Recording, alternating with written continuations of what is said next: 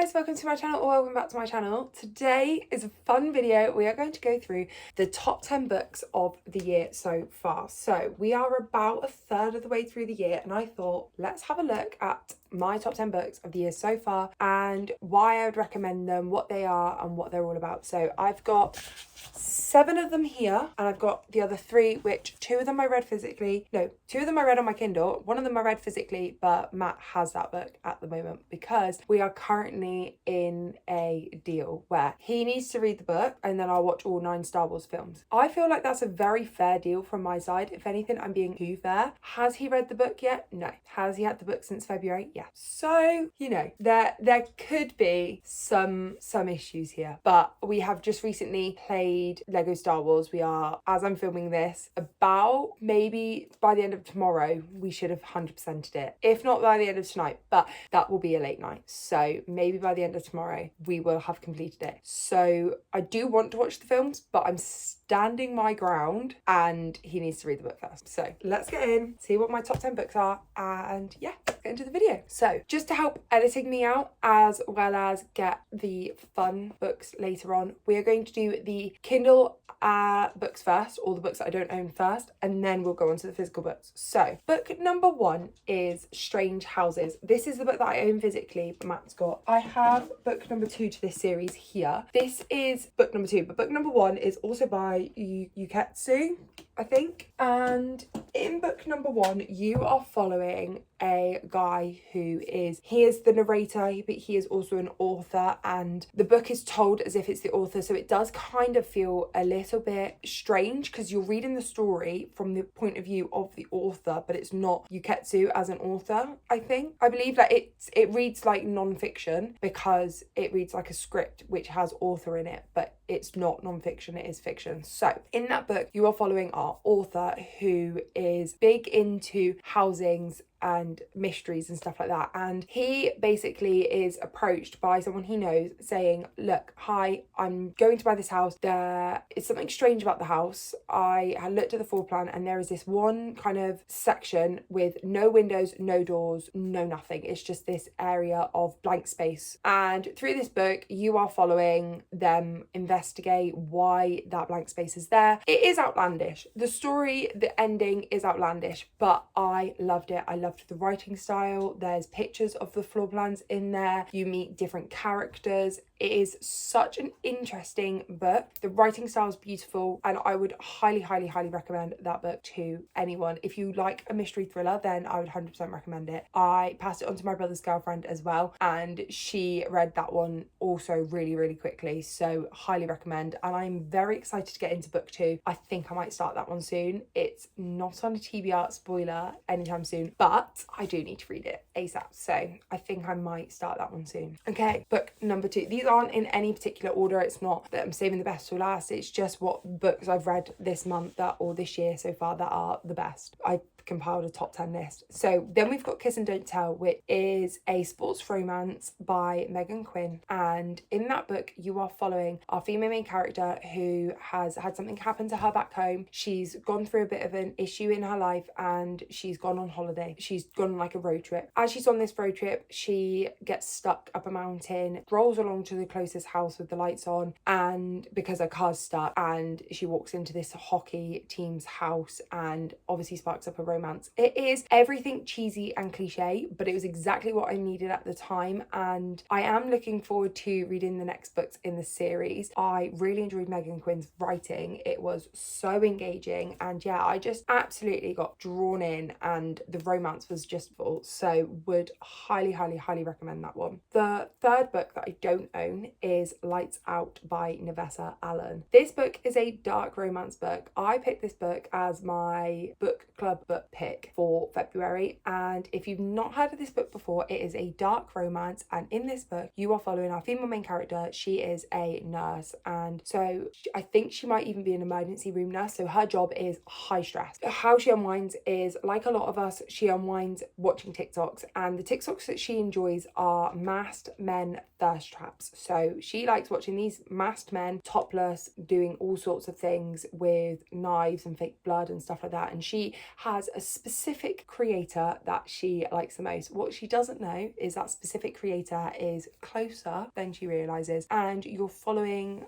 it is a dark romance, so check the trigger warnings. You're following a very erotic romance moving forward, but there is some sort of strange mystery plot in there which kind of came out of left field, but I did really enjoy it. I just haven't heard too many good things about book number 2, so I'm scared to continue the series. If it was just based on my thoughts on book number 1, then 100% I'd be wanting to get into the series straight away, but because I've heard such mixed reviews about book number 2, I'm not 100% sure, so we shall see. But I did highly enjoy Lights Out, and would also recommend it if you are a fan of a more light-hearted, humorous dark romance. It isn't your serious dark romance, it is more humorous, and my friend who isn't into that sort of stuff still also really enjoyed it, so take that with a pinch of salt, but definitely check the trigger warnings before you go into it and make sure that there's nothing in there that's going to obviously trigger you. Okay, into the fun books now because I own them. The first book we've got is First Time Caller by B.K. Borison.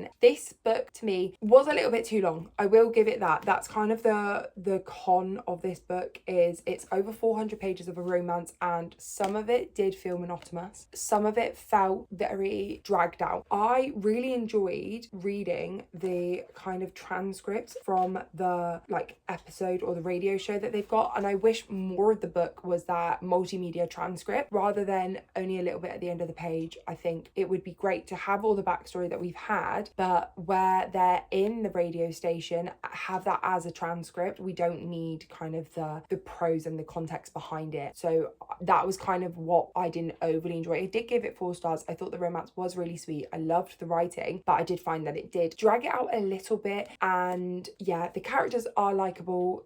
It's really easy to read. The female main character's daughter in this is hilarious and seems like a really sweet young girl, but I just wish there was more of that multimedia in there, and for that's what knocked it down from a 5-star, but I would highly recommend. Moving on, we've got We Used to Live Here. If you are a mystery thriller girly or book lover, then you've probably heard of this. This is by Marcus Kilweir. You've probably heard of this. This book takes mystery thriller and just flips it on its head. It is so kind of psychologically confusing, but I loved it. There's obviously your written chapters, you've got documents in here, you've got Morse code, you're trying to unpiece it all together. I really enjoyed this. I didn't see the ending coming. There has been a new book. He's just released a new book recently, which is within the same universe. So I'm hoping to get my hands on that soon and get through that one. I want to read this book already.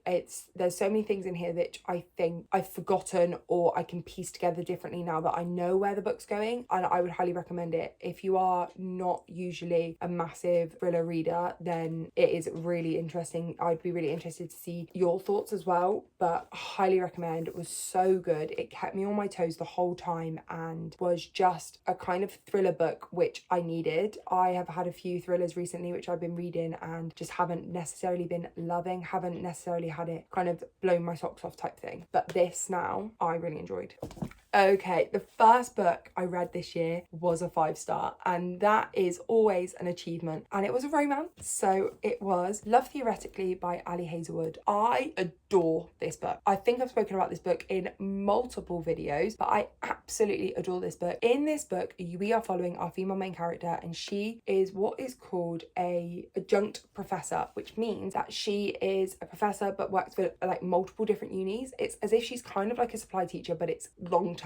So she's booked in to do these lectures at all different unis, but with that means that she's got masses of cohorts of children constantly emailing her. She's got a massive workload. She's got to get to and from the places, which not always is scheduled well, and it's not the best paying. So she goes for this new position at this job, and while she's there, she bumps into our male main character, who she actually knows through her side job. So because her adjunct professorship job doesn't pay a lot of money, she also has a second job as being a fake girlfriend. So there's this app in the story, which means that people can hire boys to pose as a girlfriend and go to family events with them. There's no kind of sexual relations. It is just a platonic come with me to a family event, make it look like I've got a girlfriend, that kind of thing. The male main character in this book is one of her favorite clients' brother, and so he doesn't know that she is a fake girlfriend. Obviously he thinks they're together, but obviously romance sparks up between those two. And yeah, really interesting story. I like the rivalry side of it. I loved how the male main character was down bad, would do anything for her, and would just kind of really reassure her and everything. It's kind of everything that you want in a real life boyfriend in a book. So highly recommend. 5 stars, such goodness. It is a cliche cheesy romance, but it was exactly what I needed at the time, and it made me feel great. Another book now that is out of my comfort zone, which is crazy to think that this book scared me because it's so long and it's out of my comfort zone. It's not my normal genre, but I read it and I loved it, and it's now in the top 10. It is The Invisible Life of Ali LaRue. If you've not heard about this book, I'm not sure where you've been on BookTube, because I think everyone has heard about it, read it, loved it. In this book, you're following Ali LaRue, and she made the deal with the darkness, or she made a deal after dark years ago, and the kind of consequence of that deal is meant that no one remembers her. So if someone leaves the room and comes back in, they won't know who she is. So it's meant that she's lived a life of crime and deception because no one remembers her. So she can't get a job, she can't get a house or anywhere to live because people will agree to it and then completely forget her, and then they won't know who she is. So I really enjoyed this. You are following the story of her figuring out life when she bumps into someone that does remember her, and what that looks like and why that happens. I do think the start of it was a little slow. I ended up listening to this one mostly on audiobook. I do think some of it was slow, but I do enjoy Addie's character and seeing her kind of character development as well, seeing what life is like when people remember her and she becomes the character that she was always meant to be. So yeah, another book that obviously, because it's in my top 10, I would highly recommend, and it is a fantasy that is worth dedicating time to. It's a fantasy that's worth getting into and seeing what you think about it, because I'm not a fantasy lover at all. I don't read a lot of fantasy, and this book blew my socks off. I loved it. And obviously, if you've been counting, that's 7 books. The last 3 books are actually a series, and I'm going to talk about them all together. I'm not going to say too much because I do have a video dedicated to reading these coming out soon, so I'm not going to give you too much of my thoughts, but I have to include them, and that is the Hunger Games trilogy. So you've got the Hunger Games, Catching Fire and Mockingjay, and these books are incredible. Suzanne Collins is a literary mastermind. They're incredible. If you don't know these books, you are following Katniss Everdeen, and she is a young girl in a district which is being controlled by the capital. These districts are poor and they've got to kind of live by the capital's rules. Because there was a rebellion years ago, they now have something called the Hunger Games, which is every year a male and a female child from each district go into this arena and basically fight to the death, and it's last one standing wins. And so you're following Katniss and her story through this procedure and how she kind of ends up there, what happens. There's romance in there, it's dystopia, you see kind of rebel forces eventually. It's amazing. These books are just incredible. They are young adult, but don't let that put you off. These were a reread for me to then continue the series with the 2 prequels that have come out, but I would recommend it for anyone that's not read them. If you've read them, please go through and reread them again, because they are just beautiful books. So yeah, I'm not going to say much more because, like I say, I've got a full reading vlog coming out, but they are incredible. But anyway, that is the top 10 books of the year so far. Let's actually see if any of these end up making it into my top books of the year in total come December. I'm very intrigued to see what books kind of end up on that list. I'm in a bit of a reading slump at the moment, so haven't been reading as much, but we are hoping to get that back soon. Thank you guys so much for watching this video. Make sure you comment down below any books that you want to see me read anytime soon, or having seen my top 10 books, what books you would recommend from these books, and like the video, subscribe, and I will see you guys next time. Goodbye.